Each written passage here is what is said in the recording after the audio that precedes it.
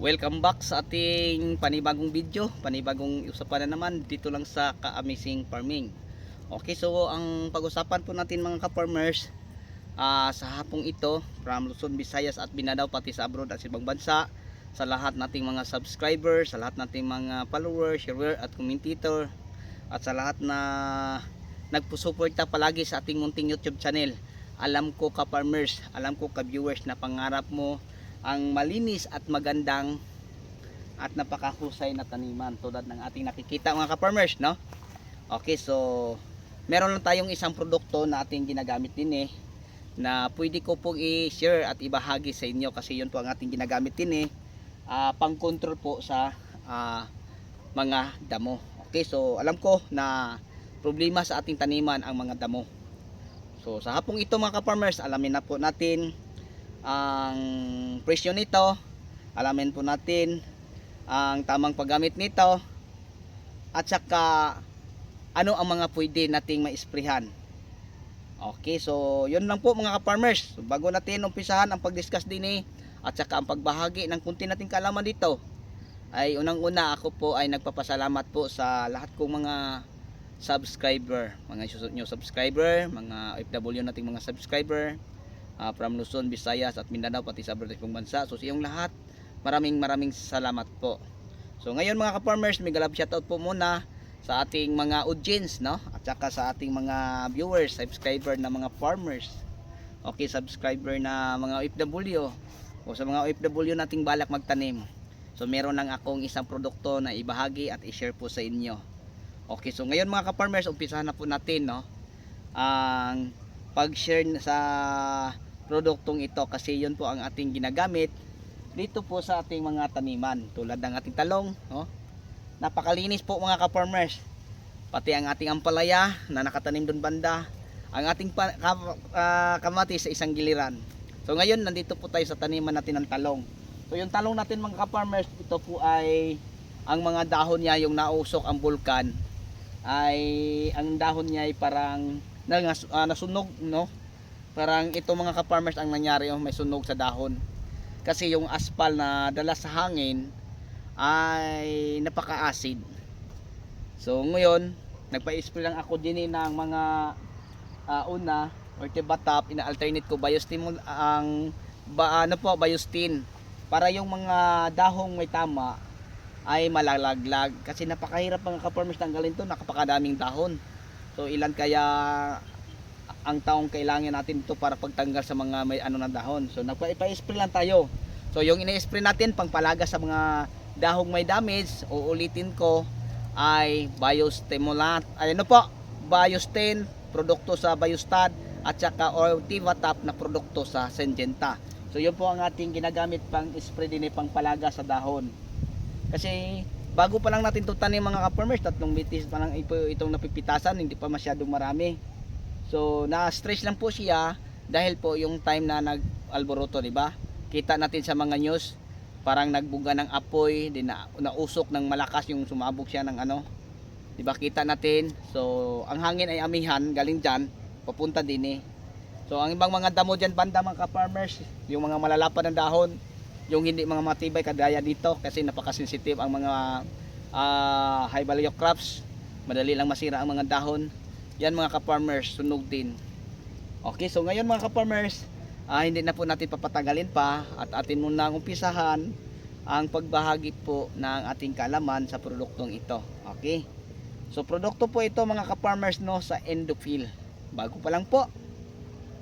Okay, so ang Endofil mga ka-farmers, marami din silang mga produktong mga synthetic na insecticide. Meron din silang fungicide, may foliar din sila, may biostimulant at saka meron pa din silang para sa damo mga ka-farmers. Okay, so ang Blue Star mga ka-farmers, 150 SL contact herbicide. Okay, ang tamang paggamit nito, share ko lang po sa inyo mga ka-farmers. Isang knapsack sprayer na naglalamang na 20 liters, pwede mo lagyan ng 150 ml. Kung 16 liters, pwede 120 ml. Pero ako dito mga ka-farmers, dahil tag-araw, walang ulan, ang 1 litro ay ginagawa kong 10 knapsack sprayer na. So matipid, no? So ibig sabihin isang knapsack sprayer na 16 liters of water, 100 ml lang. Tapos yung herbicide na ito mga ka-farmers, may kayahan po itong mag-control kahit malaki na ang damo hanggang tuhod, pwede. Pero pag halimbawa nasa tiniman mga ka-farmers, walang abot tuhod. Pero pwede din siya mga ka-farmers sa damo hanggang tuhod, hanggang baywang. Kasi lahat ng mga matatamaan niya kulay green ay kaya din niyang patayin tulad ng nakikita nyo. So yung tinatawag nating Carabao grass, o tingnan niyo. So 2 linggo, ganito pa din ang itsura. So magpalo up lang ako isang beses, wala nang makasibol. Ang problema lang ay yung mga dahon ng ating talong, yung time na nag-usok ang bulkan ay nasisira lang dahil sa aspal, napaka-acid po. Tapos mga ka-farmers, pag hindi natin ito ma-resolve gamit ang mga fungicide, madali lang po ito magkapunggos, no? Madali lang.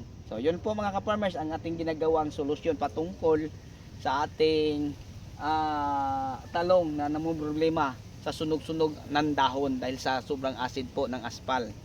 Okay, so pag mag-spray tayo din ng produkto na ito, sa ilalim lang mga ka-farmers, sa ilalim ng taniman ng kamatis, matalong, maampalaya, o may iba pang mga crops, di problema matamaan ang dahon, kasi pag matamaan ang dahon, dahon lang ang mamatay. Kung puno ay hindi naman siya dahon mga ka-farmers, di ba? So wala siyang problema pag ma-spray siya mga ka-farmers, no, sa puno, walang problema. Pag matamaan ang dahon ng kamatis, pag matamaan ang dahon ng talong, ay aalisin naman po natin. Ang inaantay natin mga ka-farmers, yung halimbawa kung sa kamatis, pag lumaki na ang kanyang bunga, yan, pwede na tayo mag-spray, no? Magtanggal ng mga dahon. So pwede tayo mag-spray sa ilalim habang hindi pa lumaki ang bunga, parang maunahan natin ang paglaki ng damo. Kasi pag maliit ang damo mga ka-farmers, sapat na to sa 1 hektarya. Pero pag malaki na, baka kulangin ang 2 litro mo dahil sobrang kapat, kasi kailangan mo siyang basain. Pero itong sa atin mga ka-farmers, ang Glostar Contact herbicide na ating ginagamit ay naglagay lang po tayo ng 100 ml, sinabayan natin ng Hustic, yung sticker, parang malakas kumapit, no? Kahit mayroong ambon ay walang problema. So yun po ang technique ko mga ka-farmers, nag-add lang po ako ng 10 ml sa isang knapsack sprayer. Kung wala tayong Hustic, pwede naman up sa 80, 3 ml lang. So yun po no mga ka-farmers, ang mai-share ko sa inyo patungkol po sa ating Glostar Contact herbicide na ating ginagamit ngayon. So napakaswerte ni Indopil, kasi sabi ng field technician, isang beses lang subukan mo ng to kuya. Ay magkano to? Alam niyo ba mga ka-farmers, binintahan niya ako 400. Yung nabili ako ng isang karton, isang kahon doon, ay ganun din 400. So hindi na niya pinapatungan. So yun lang kamura.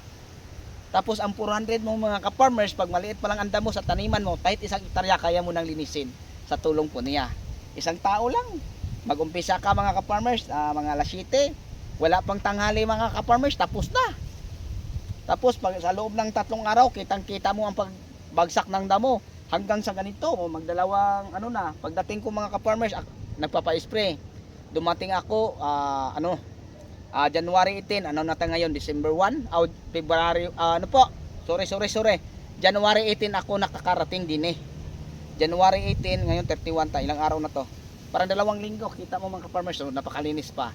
So antayin ko ang another 2 linggo, pag may mabubuhay dito, paluapan ko. Ayan, tuloy-tuloy na ang pagkalinis sa ating taniman mga ka-farmers.